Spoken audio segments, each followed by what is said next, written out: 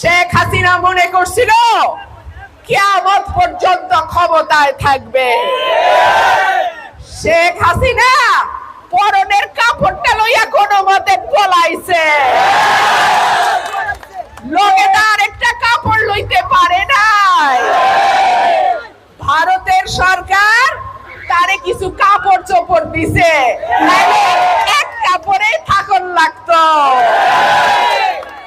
আল্লাহর বিচার বড় কঠিন বিচার, আল্লাহর বিচার বড় ভয়ঙ্কর বিচার। আমাদের লাখ লাখ ভাইয়ের উপরে যে নির্যাতন 15 বছরে হয়েছে, আল্লাহ সাক্ষী।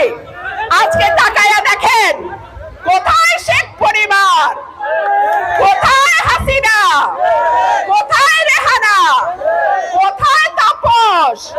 কেউ